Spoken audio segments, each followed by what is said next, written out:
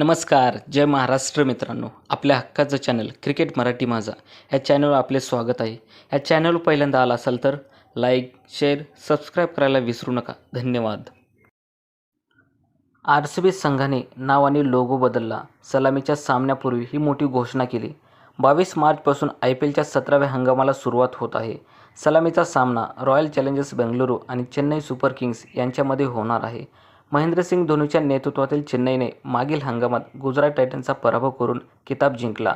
धोनीच्या नेतृत्वात CSKने 5व्यांदा किताब जिंकला. विशेष बाब म्हणजे IPL 2024ला सुरुवात होण्यापूर्वी RCBने नाव आणि लोगोमध्ये मोठा बदल केला आहे. रॉयल चॅलेंजर्स बेंगलोर च्या ऐवजी रॉयल चॅलेंजर्स बेंगळुरू असे नामकरण करण्यात आलेले आहेत. याशिवाय RCBच्या फ्रँचायझीने नवा लोगोही देखील जाहीर केलेला आहे. IPLच्या आगामी हंगामासाठी पहिल्या टप्प्यातील वेळापत्रकही जाहीर झालेले आहे.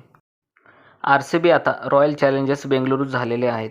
त्यांचे प्राथमिक रंग काळा, लाल आणि सोनेरी ते निळे, लाल आणि सोनेरी झालेले आहेत. तिसऱ्या आवृत्ती स्मृती मानधना यांच्या नेतृत्वाखालील महिला संघाने रविवारी WPL संघ जिंकल्यानंतर आनंद साजरा केला. मानधनाने तिच्या सहकाऱ्यांना पुरुष संघ आणि सपोर्ट स्टाफकडून गार्ड ऑफ ऑनरसाठी बाहेर नेले आणि नंतर WPL ट्रॉफी मैदानाभोवती फेर धरली. त्यानंतर रघु दीक्षित आणि नॉर्वेजियन DJ ॲलन वॉकर यांचे परफॉर्मन्स आले. त्यानंतर त्यांनी सीझनसाठी संघाचे गाणे उघड केले. त्यानंतर Virat Kohli, Faf du Plessis आणि स्मृती मानधना नव्या नावासह नवे रंग उघड झालेले आहेत.